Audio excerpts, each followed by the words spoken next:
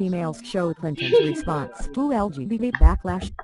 Half emails Malam released Eka. in Daily Dispatches Malam over the malam weekend by the Eka. WikiLeaks group Siang showed Eko. Hillary Clinton's Hah? campaign staff worried Berita about the response to the gay buat community's ngupdate backlash over a nyari duit comment concerning former tambahan. First Lady Nancy Reagan and AIDS. Iya. Also among the documents are transcripts of Clinton's speeches and question and Enggak answer sessions itu that kan Goldman Sachs hosted in dia apa namanya? 2013, Kayak appearances di for which video she gitu. received hundreds of thousands of dollars. The documents were among thousands of emails hacked from the accounts of Clinton campaign chairman John Podesta. U.S. intelligence officials have blamed the Russian government for a series of breaches intended to influence the presidential election. The Russians deny involvement. Among the revelations from Podesta's hacked emails: response to backlash for praising Nancy Reagan on AIDS. Hillary Clinton's aides fretted over how to respond to backlash from the LGBT community after Clinton lauded Nancy Reagan for starting a national conversation about AIDS in the 1980s. Emails released Sunday show activists blame President Ronald Reagan for what they viewed as a devastatingly slow response to the AIDS crisis. Clinton immediately tweeted an apology after her initial remarks last March. But her aide felt the LGBT community was unsatisfied and agreed to release a more detailed response. "I don't want this to fester," wrote Clinton's campaign's LGBT outreach director, Dominic Lowell. An initial draft of Clinton's statement began by stating, "I made a mistake." The line was changed to "I said something inaccurate," with the phrase "I made a mistake," plain and simple, added later. Wall Street speeches.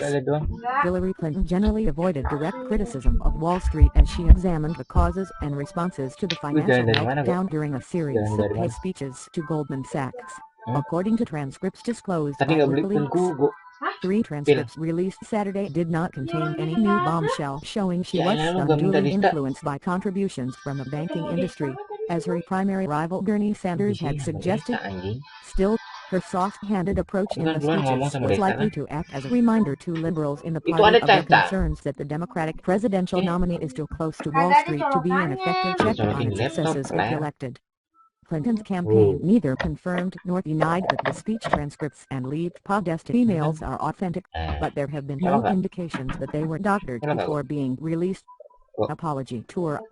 Clinton told the Builders and Innovators Summit she'd had to go on the Clinton apology tour after WikiLeaks in 2010 published diplomatic cables leaked by Chelsea Manning, formerly known as Bradley Manning. Clinton noted that the cables showed U.S. officials characterizing some foreign leaders as vain, egotistical, power-hungry, corrupt, and we knew they were. "This was not fiction. I had grown men cry," Clinton recalled. "I mean, literally. I am a friend of America, and you say these things about me.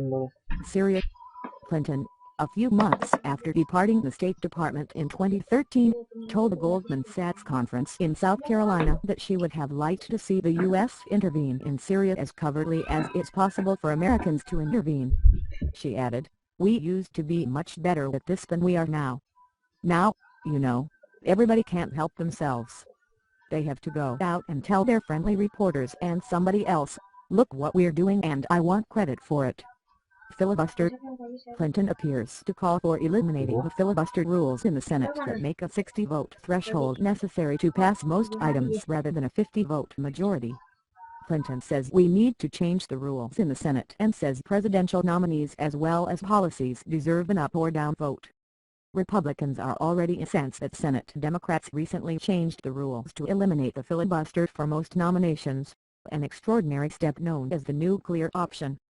China. In the June 2013 speech, Clinton said Chinese President Xi Jinping, who had taken over as the country's leader the previous fall, was a more sophisticated, more effective public leader than his predecessor, Hu Jintao. Clinton said she had watched Xi work a room, adding, "You can have him make small talk with you, which he has done with me." She said Xi's experience of visiting Iowa in the 1980s was a very important part of his own development. Associated Press writer Jack Gillam contributed to this report. Thomas reported from White Plains, New York.